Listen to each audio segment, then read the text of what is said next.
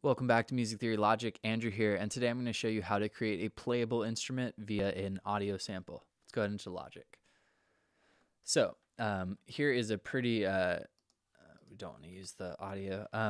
Here's a pretty basic session of Logic. I have loaded in one vocal sample. I just tried to find something that I thought sounded pretty cool. This is an E flat, and this is what it sounds like.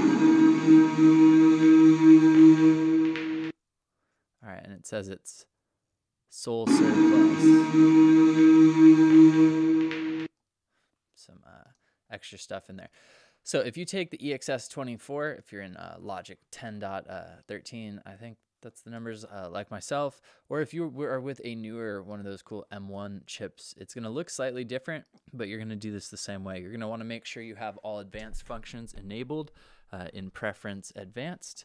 Enable everything, and then when you click edit within the sampler, depending upon what version you're in, you can drag audio into that and it shows up here.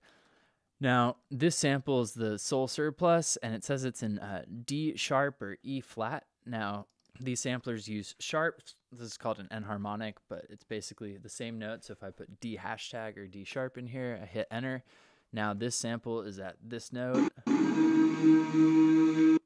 Cool. Now we'll get the entire thing. If we hold it down, we can do some different things. We can make it a one shot. So we hit the whole sample will play. If I hit one note, I could reverse it. And the cool thing is what I just showed you. It's now playable across other notes. So when you get out of this, you're going to get prompted to save this. We want to save this. We'll call this like vocal Sol stab. Cool, and then here it is.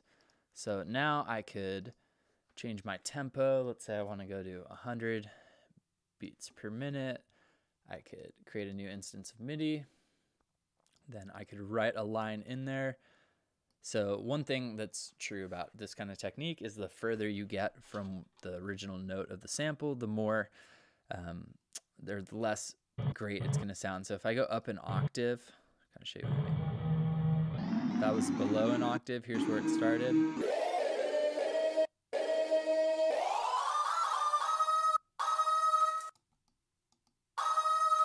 Now you can hear how much faster it is because, again, to pitch it up, it's basically speeding up the audio.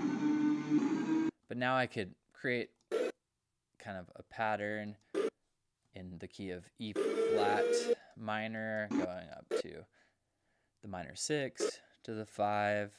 And then we could walk down the scale.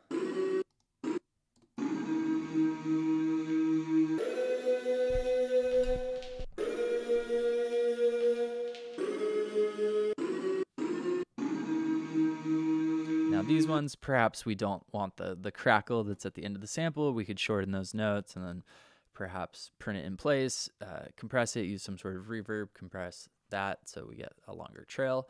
But I don't mind that sound right now. And then just for fun, let's throw in some of our Logic drummer. Let's go with hip hop.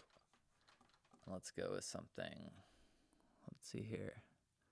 Drop it low. Very simple. Something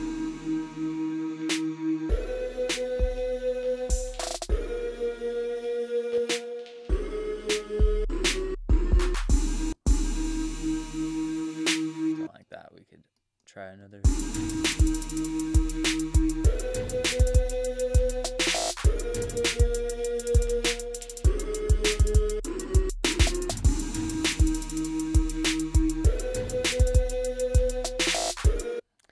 Now, another thing you could do for even more of an advanced type sound is you can actually edit where this covers. So if I stop this at, say, C2, right, and then I drag this same sample in, I call it D hashtag 1, and then I have this one go from C2 to G8, and then perhaps I reverse this final one. So now what's going to happen is anytime I play that note above C2 in our instrument. We're gonna want to save that. Cool. It's going to be a reverse sound, so I could add like a little bit of a fill thing by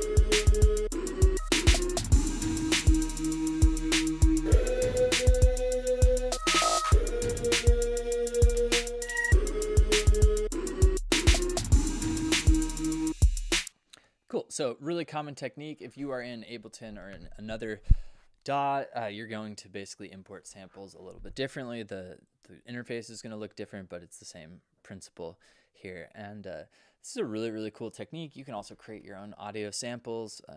Junkie XL, amazing composer, both in film and in the dance music world.